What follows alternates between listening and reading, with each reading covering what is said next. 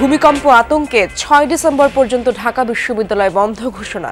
হল ছাড়ার নির্দেশের প্রতিবাদ কয়েকজন আবাসিক শিক্ষার্থীর। মুজিব হলের পুরাতন বিল্ডিং, তো আমার ভবন ফাটল ধরছে, আর নতুন যে ভবনটা আছে ওইখানে টাইলসগুলো ফেটে গেছে। আমরা এখানে ৩ ঘন্টা ধরে অবস্থান করছি, ডাকসুর কোনো প্রতিনিধি এখন পর্যন্ত এখানে আসেন নাই। আজ ক্লাস পরীক্ষা হবে না জগন্নাথেও।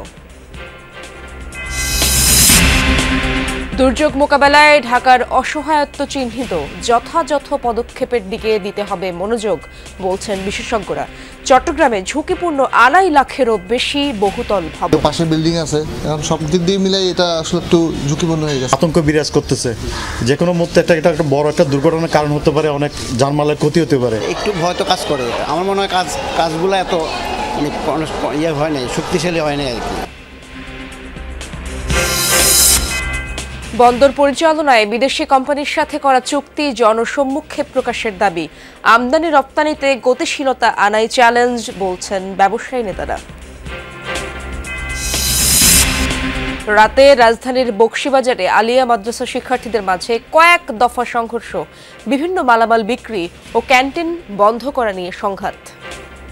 টাকা অধিদপ্তরের যে টিন এবং লোহা যে চুরি করা হচ্ছে, এটার দায়ভার আমরা নেব কেন? ৫ তারিখের পর থেকে এরা হলে থাকে এবং বিভিন্ন সময় আছে আমাদের এখানে পার্শ্ববর্তী বোর্ডে গিয়ে ওনারা চাঁদাবাজি করে। ব্রাহ্মণবাড়িয়ায় তিতাস নদী কেবল একটি স্মৃতির নাম, দখল দূষণের নাভিশ্বাস। ভরা মৌসুমেও মাছ পান না জেলেরা। নদীর পানিতে তো আর কদিন পর আমরা গোসলই করুন যেত না, এই যে ময়লা পানিটা যাই আর পলিটিং এগুলি যাই। আমার বর্জন 16 ছিল, তখন তো মাছ প্রচুর মাছ ছিল, যে মধ্যে আমরা জাল পাইছি এর মধ্যে মাছ পাইছি।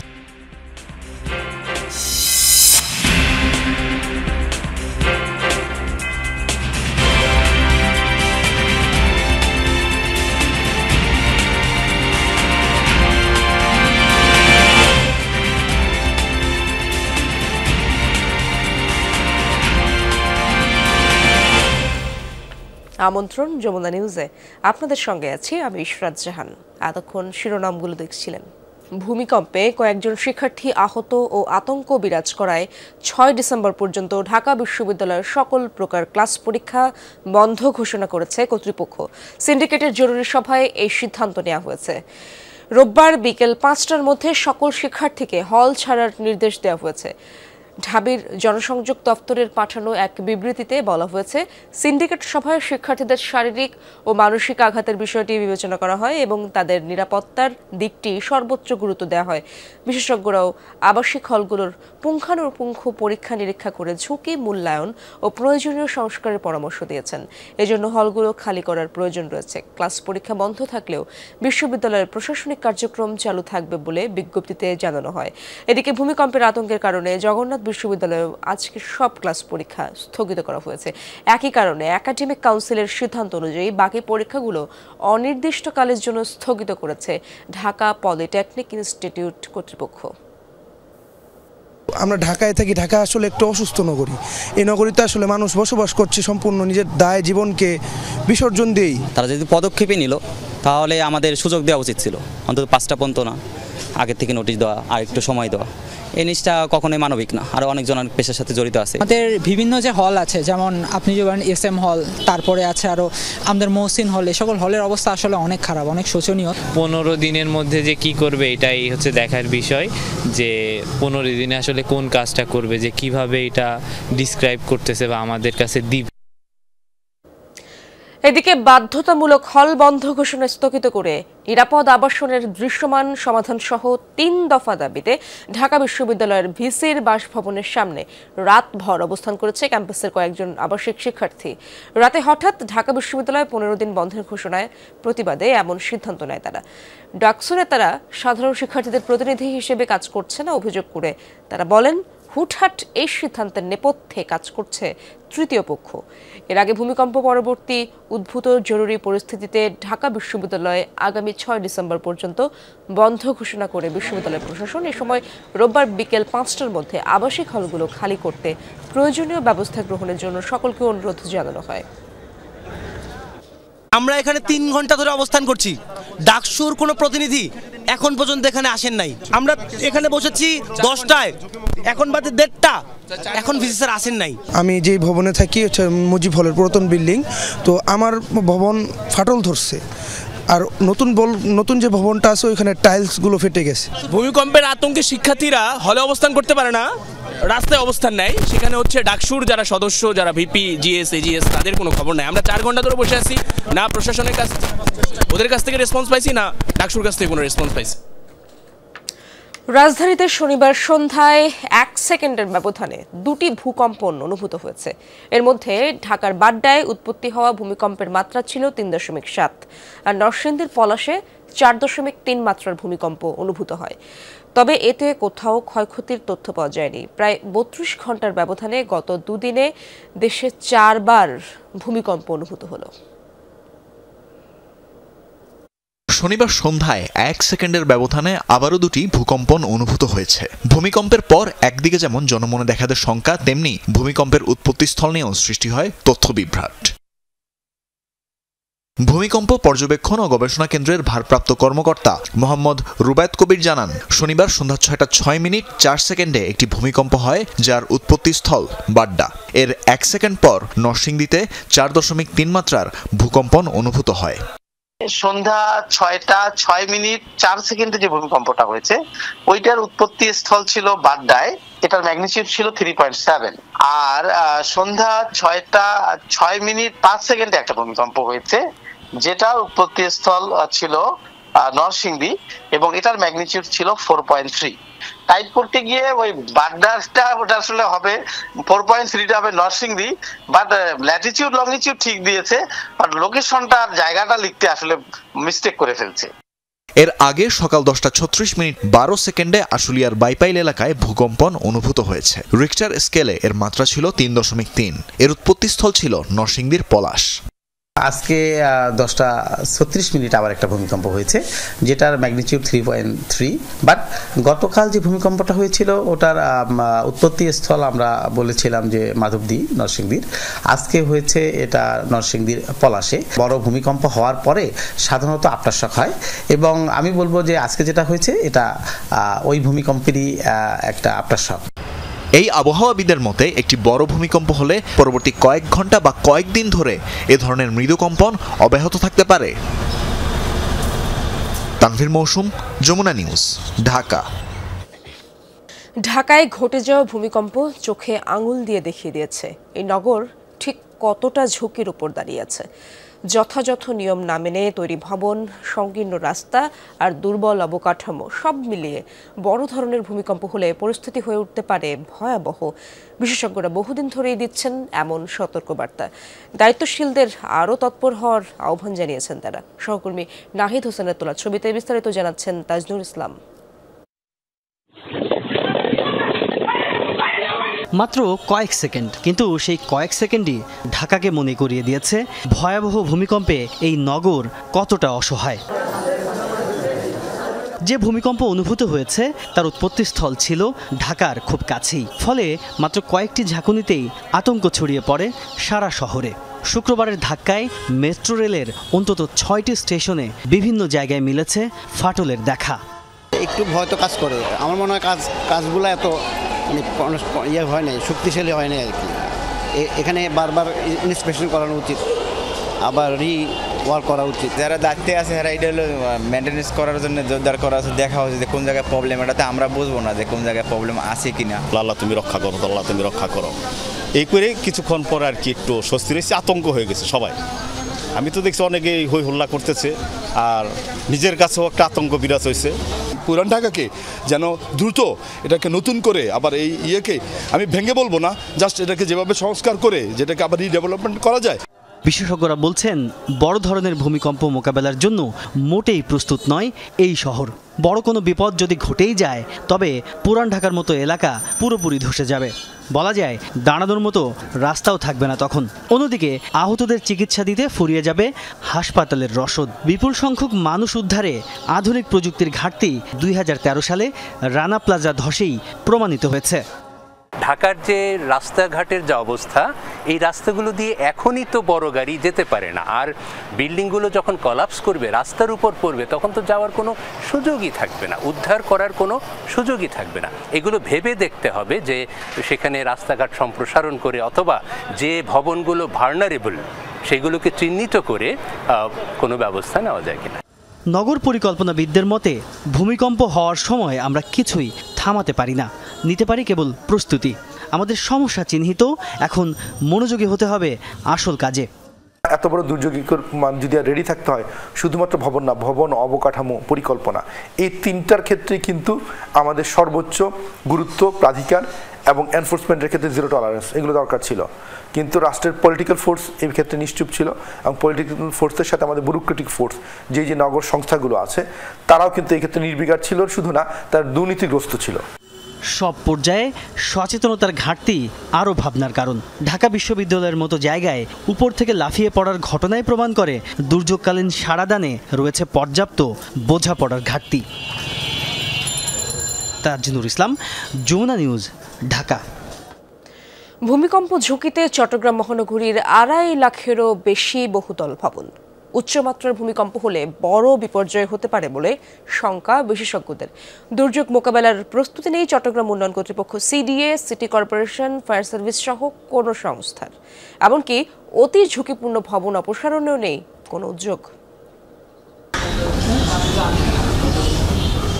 চট্টগ্রামের মনসুরাবাদ ডিটি রোডে স্টার বিল্ডিং নামে 6তলা ভবনটি আগে থেকেই কিছুটা হেলে পড়া।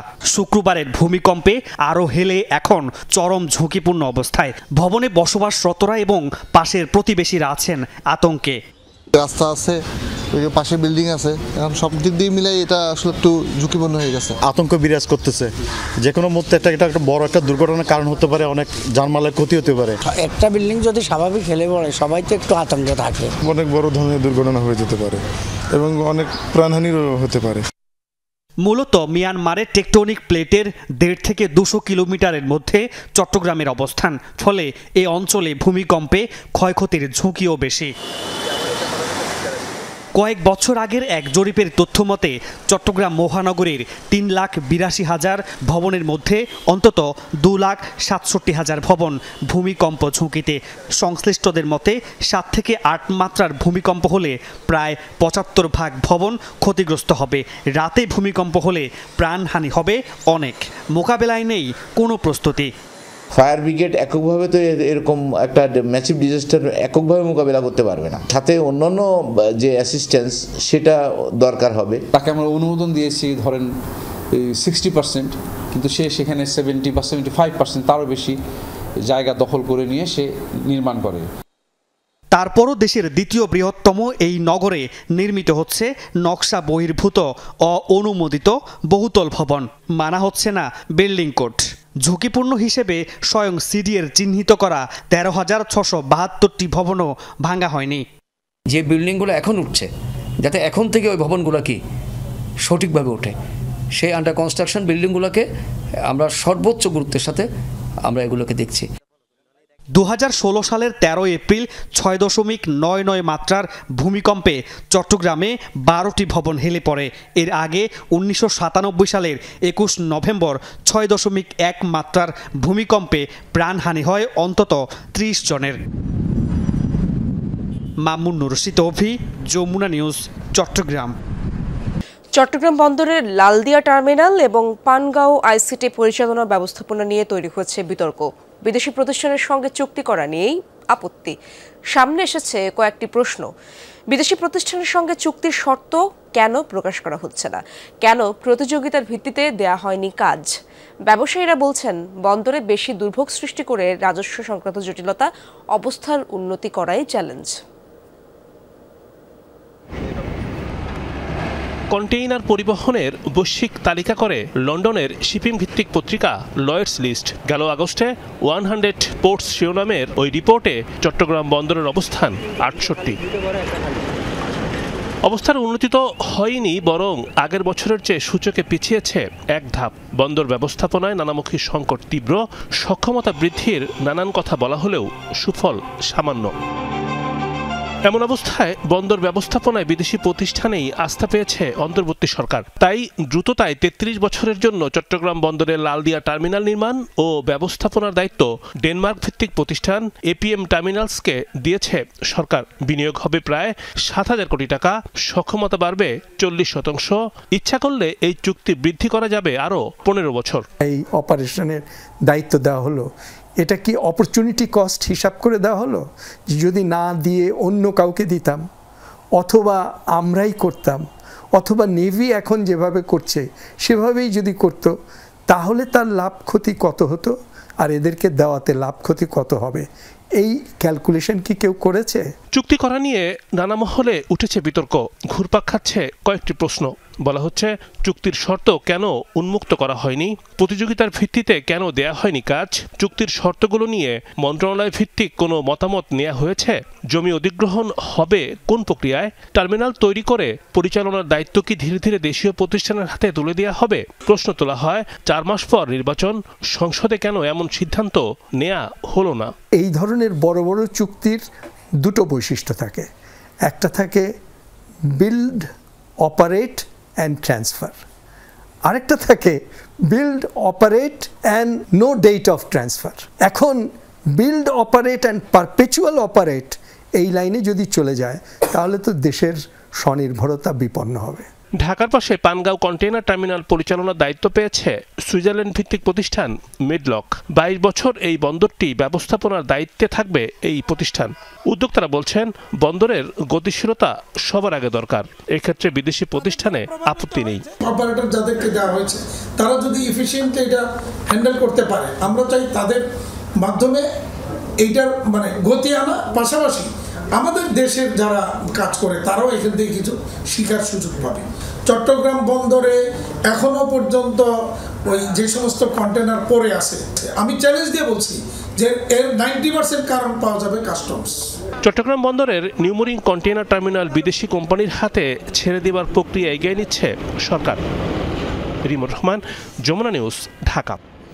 রাজধানীর বকশীবাজারের আলিয়া মাদ্রাসার শিক্ষার্থীদের মাঝে কয়েক দফা সংঘর্ষের ঘটনা ঘটেছে। মাদ্রাসা সংলগ্ন অস্থায়ী আদালতের বিভিন্ন মালামাল হলে নিয়ে আসা এবং মাদ্রাসার ক্যান্টিন বন্ধ করাকে কেন্দ্র করে মারামারি এই ঘটনা বলে জানায় সব শিক্ষার্থীরা। গভীর রাত পর্যন্ত উত্তেজনা বিরাজ করে আলিয়া মাদ্রাসা ও হল এলাকায়। মালামাল বিক্রির এই ঘটনায় ছাত্রলীগের কর্মীরা জড়িত বলে অভিযোগ ছাত্রদল ও ছাত্র শিবিরের। এই ঘটনায় আলিয়া মাদ্রাসার সামনে অবস্থান নেয় শিক্ষার্থীদের একাংশ। হলে অবরুদ্ধ আছেন একাধিক শিক্ষার্থী, এমন অভিযোগও করে শিক্ষার্থীদের আরেকটি পক্ষ। পরে পুলিশ ও সেনাবাহিনীর সদস্যরা এসে পরিস্থিতি নিয়ন্ত্রণে আনেন। তিনটা দাবি করি যে আমাদের এই ক্যান্টিন বন্ধ করে দেওয়া হলো নোটিশ ছাড়া কেন, এই একটা কারণ। আর একটা কারণ হচ্ছে এখানে অনুমতি ছাড়া রাস্তা অবরোধ করে রেখে গান বাজনা বাজানো হচ্ছে। আর সেকেন্ড, আমাদের যে কারা অধিদপ্তরের যে টিন এবং লোহা যে চুরি করা হচ্ছে, এটার দায়ভার আমরা নেব কেন? চাঁদাবাজির ব্যাপার স্যাপার আছে এখানে। সাবেক যারা ছাত্রলীগ ছিল, যারা অপকর্মের সাথে বেশি জড়িত ছিল, তারা বের হয়ে গেছে। আর তাদের পেতাত্তারা যারা ছিল এরা ভিতরে 5 তারিখের পর থেকে এরা হলে থাকে এবং বিভিন্ন সময় আমাদের এখানে পার্শ্ববর্তী বোর্ডে গিয়া ওনারা চাঁদাবাজি করে। ব্রাহ্মণবাড়িয়া জেলার প্রধান নদী তিতাস। একসময়ে দেশীয় মাছে ভরপুর ছিল মিঠা পানির এই নদী, তবে এখন ভরা মৌসুমেও জেলেদের জালে হাহাকার। পাল্টেছে জীবনযাত্রা। দখল, দূষণ আর নিষিদ্ধ জালের ব্যবহারে হারিয়ে যেতে বসেছে অসংখ্য প্রজাতির মাছ।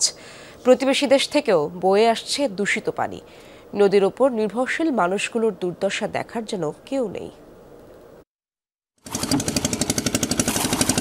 কুলজোড়া জল, বুক ভরা ঢেউ, প্রাণ ভরা উচ্ছ্বাস, স্বপ্নের ছন্দে বহমান এক নদী। অমর কথাশিল্পী অদ্বৈত মল্লবর্মণের লেখনীতে ছিল তিতাসের এমন রূপ। ছিল জেলেদের জীবনযুদ্ধ, তবে তিতাসের সেই ভরা যৌবন এখন অতীত। মালোপাড়ার জেলেরাও স্বস্তিতে নেই। দেশের দক্ষিণ পূর্বাংশে বহমান তিতাসের উৎপত্তি মেঘনা নদী থেকে। ব্রাহ্মণবাড়িয়ার বেশিরভাগ উপজেলা এই নদীর সাথে সংযুক্ত। এই অঞ্চলের জেলেদের সাথে তিতাসের সখ্যতা বহুকালের। একসময় দেশি মাছে ভরপুর ছিল মিঠা পানির এই নদী। তবে এখন ভরা মৌসুমেও নদীতে দেশীয় মাছের আকাল দেখা দিয়েছে। বাপদাদার পেশা ছাড়তে বাধ্য হচ্ছেন কেউ কেউ। এই মাছই ধরা পড়ে না, জবর নাই, আফের তাছাড়া সর ফিরে গেছে, সব কিছু ধ্বংস হয়ে গেছে তিতাস নদী, যেটা আমরা বাপদাদার ঐতিহ্য জিনিস। এরপরও তার কাছে গিয়ে আমরা গেছিলাম, এটা জিনিস আমরা গিয়ে হারাতাম পারি না। আগে আপনার সব জাতের মাছ আছে। নদীর পানিতে তো আর কদিন পর আমরা গোসলই করুন যেত না, এই যে ময়লা পানিটা যাই আর পলিটিং এগুলি যাই কুলে কাটছাই।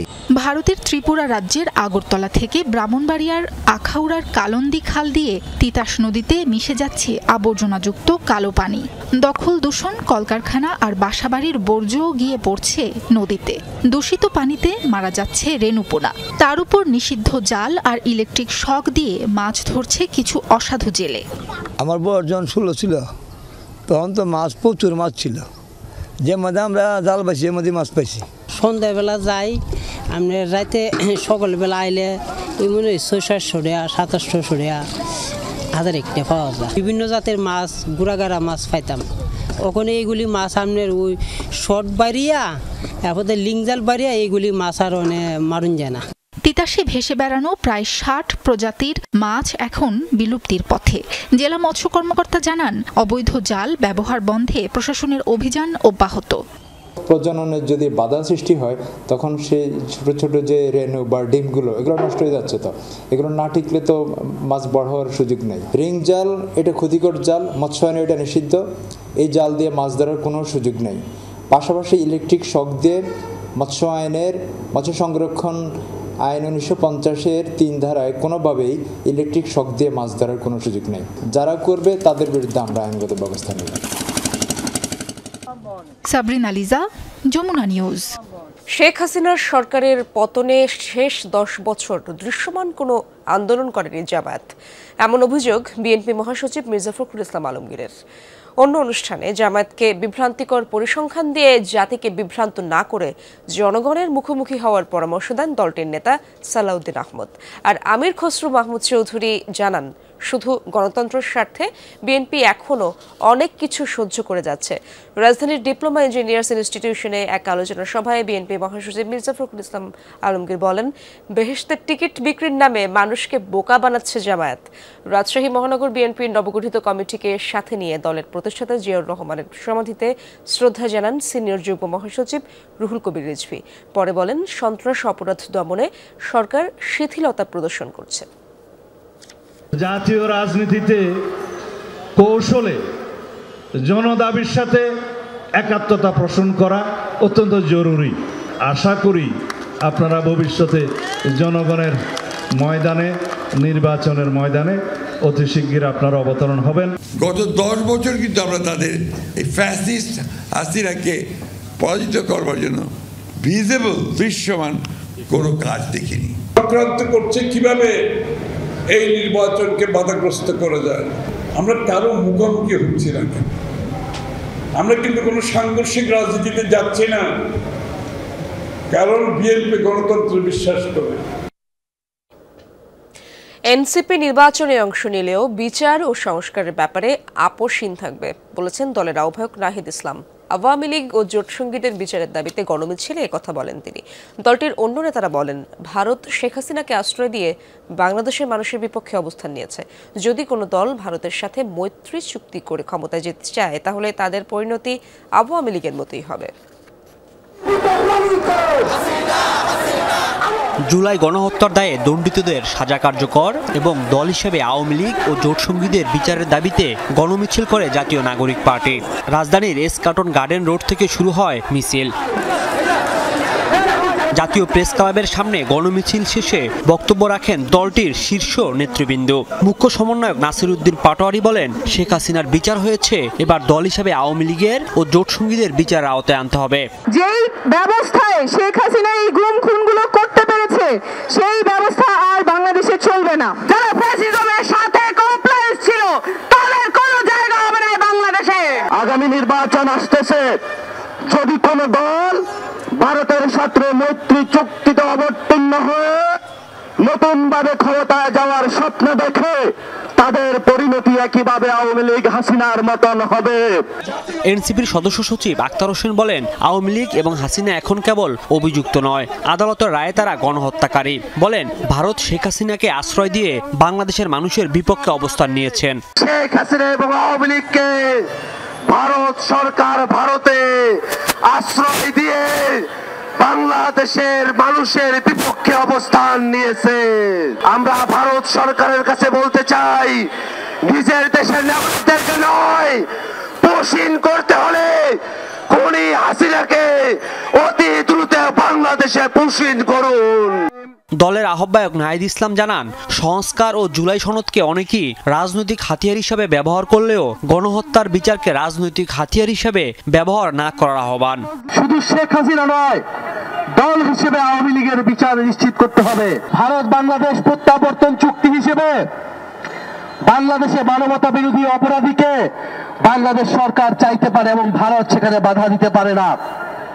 ফলে আমরা আশা করব যে শেখ হাসিনাকে ফেরত দিয়ে বাংলাদেশের সাথে ভারত নতুন করে সম্পর্ক স্থাপন করবে। রাজীব আহমেদ, যমুনা নিউজ, ঢাকা।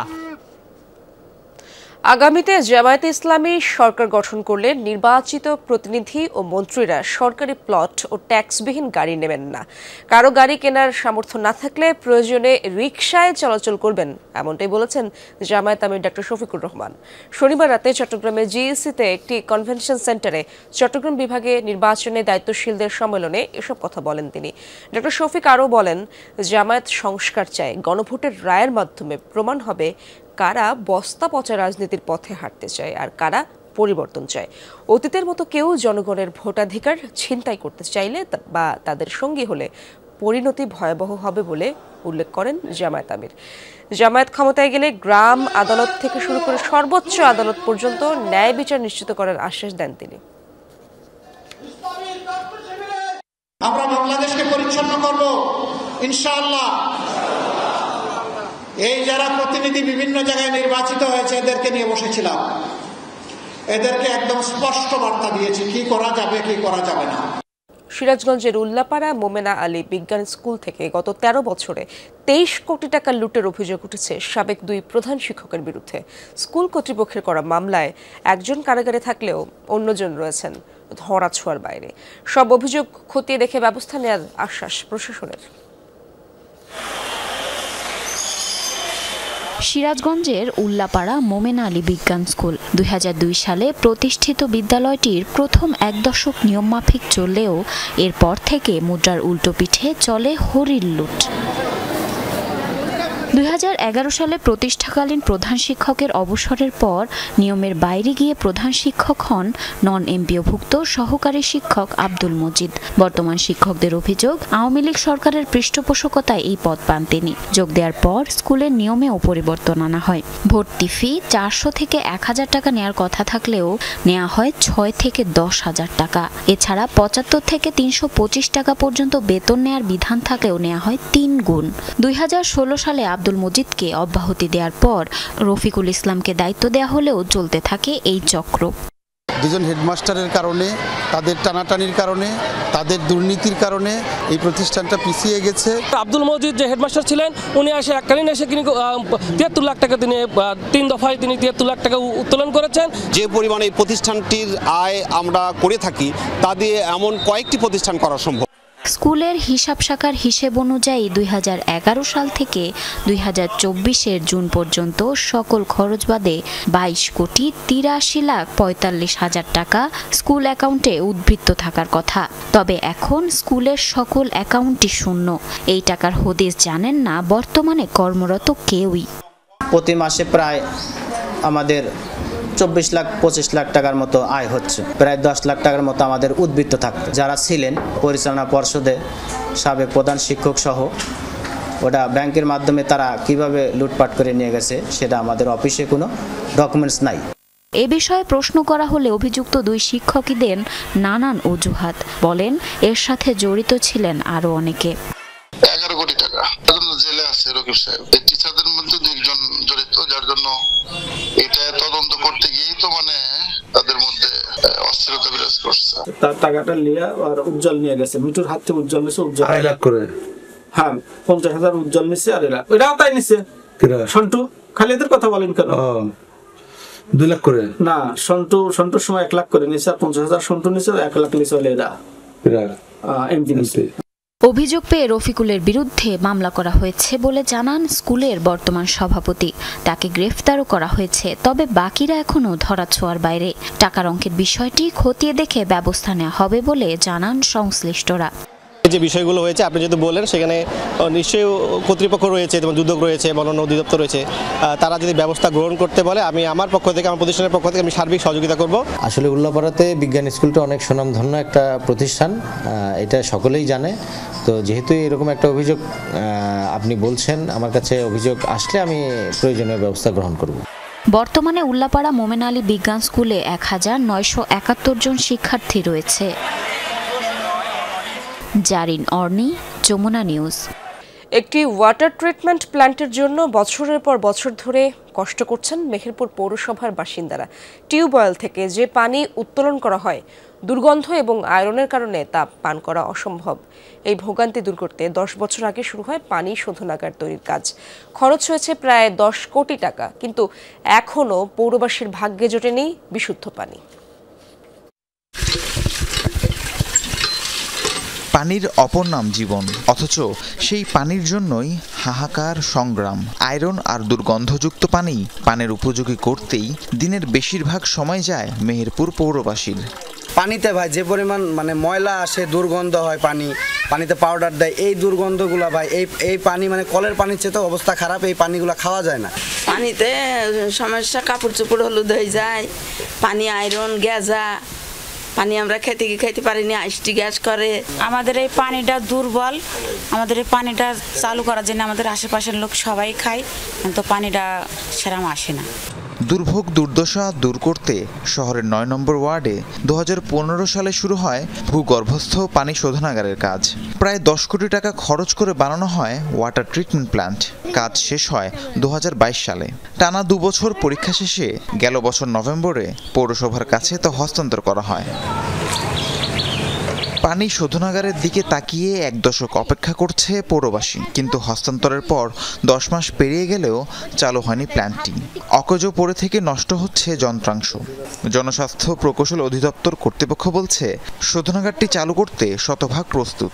মূল ট্রিটমেন্ট প্ল্যান্টটা চালু অবস্থায় আমরা তাদেরকে হস্তান্তর করেছি। বিভিন্ন সময় এর আগেও তাদেরকে আমরা ট্রায়াল রান করে এটা দেখিয়েছি। তো তারা এখন হয়তো সেটা রক্ষণাবেক্ষণ পরিচালনা করছে এবং এটা ভালোভাবে চালু করছে বা চেষ্টা চালাচ্ছে। কিন্তু উল্টো কথা পৌরসভা কর্তৃপক্ষের। তাদের দাবি যান্ত্রিক ত্রুটির কারণে এখনই চালু করা যাচ্ছে না প্ল্যান্ট। সেই সাথে যুক্ত হয়েছে শোধনাগার পরিচালনায় দক্ষ কর্মীর অভাব। পানির যে প্রেশার, পানির যে চাপ, 10 ইঞ্চি পাইপলাইন, সেই 10 ইঞ্চি পাইপলাইনের প্রেশার নিতে পারছে না।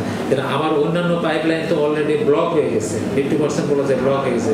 যখনই আমরা প্রেশার দিচ্ছি তখন বিভিন্ন জায়গায় লিক হচ্ছে, পানি মিস হয়ে যাচ্ছে, পানি সাপ্লাই দিতে পারছে না। মেহেরপুর পৌরসভায় প্রায় 1 লাখ মানুষের বসবাস।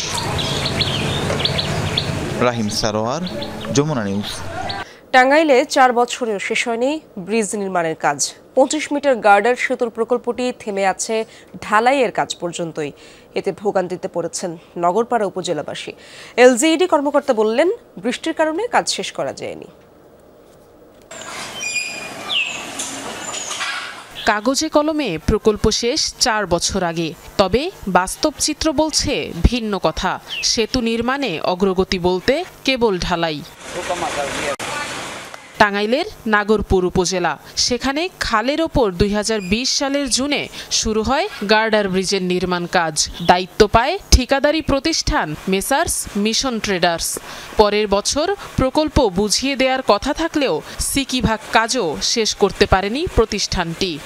কন্ট্রাক্টরের অবহেলিত কারণে এখানে আমাদের এই ব্রিজটা অসম্পূর্ণ রয়েছে। কন্ট্রাক্টর ও আমুলিগের হেরাম দেখাইয়া এখানে আইসা এলাকার লোক হেরাম টেরাম দেখে চলে যাইতো। ডেলিভারির লোক দ্রুত যাবে সে ব্যবস্থা করতে পারে না।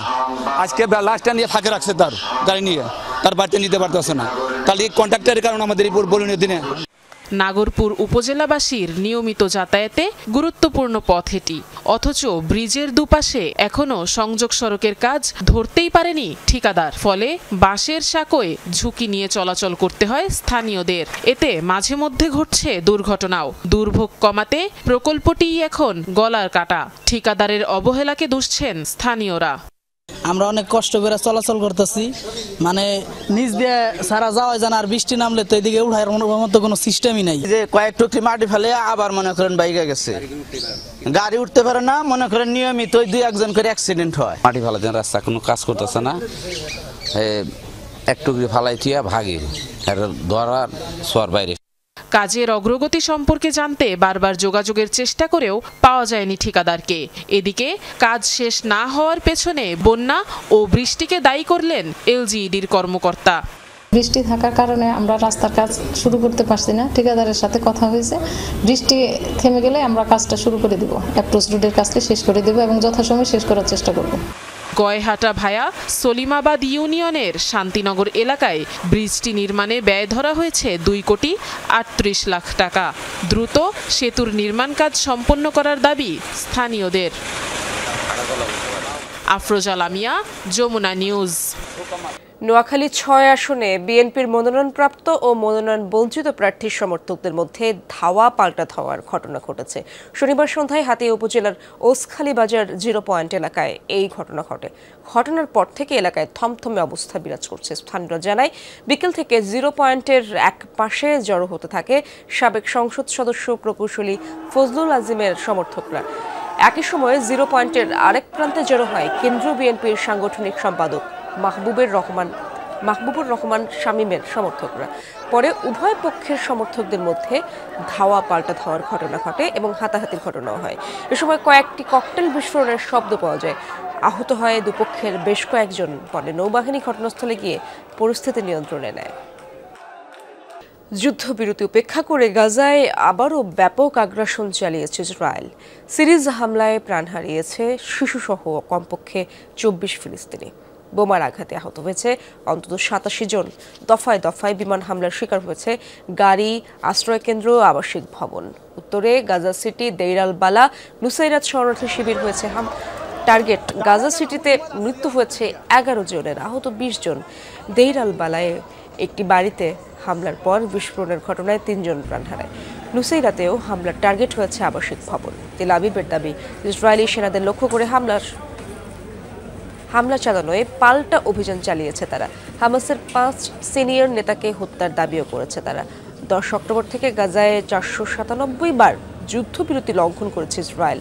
প্রাণ গেছে কমপক্ষে 342 জন ফিলিস্তিনির।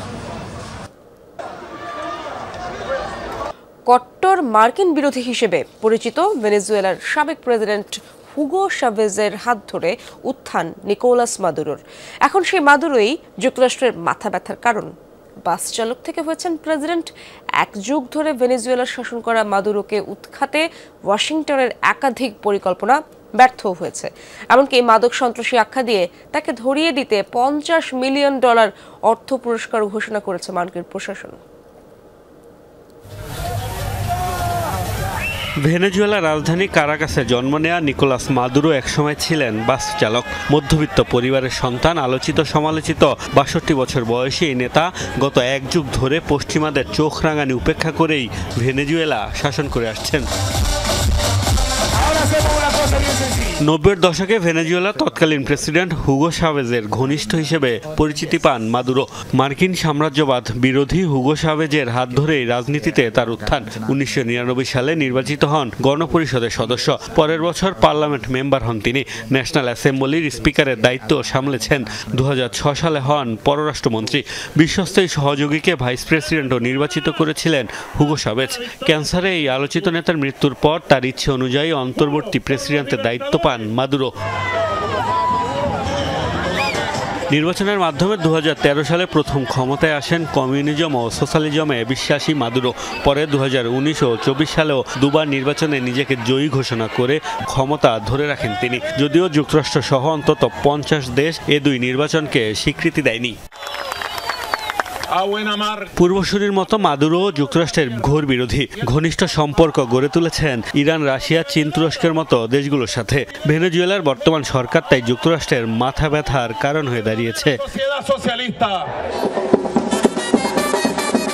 মাদুরোকে ক্ষমতাচ্যুত করতে বিরোধী দলগুলোকে মদদ দেওয়া সহ যুক্তরাষ্ট্রের নানা গোপন পরিকল্পনা সফল হয়নি, এমনকি ব্যর্থ হয়েছে তাদের মদদে সামরিক অভ্যুত্থানের চেষ্টাও।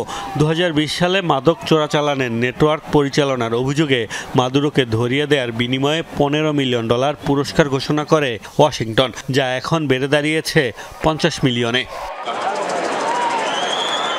এবার মাদক বিরোধী অভিযানের নামে ভেনেজুয়েলার আশপাশে ব্যাপক সামরিক উপস্থিতি বাড়িয়েছে ট্রাম্প প্রশাসন। ক্যারিবিয়ান সাগরে চালাচ্ছে একের পর এক হামলা। ধারণা করা হচ্ছে মাদুরোকে উৎখাতে দেশটিতে সামরিক অভিযানের প্রস্তুতি নিচ্ছে যুক্তরাষ্ট্র। বিভিন্ন গণমাধ্যমের খবর, মার্কিন হামলার শঙ্কায় এরই মধ্যে নিজের নিরাপত্তা বাড়িয়েছেন লাতিন দেশটির প্রেসিডেন্ট। মোস্তফা মাহমুদ, যমুনা নিউজ।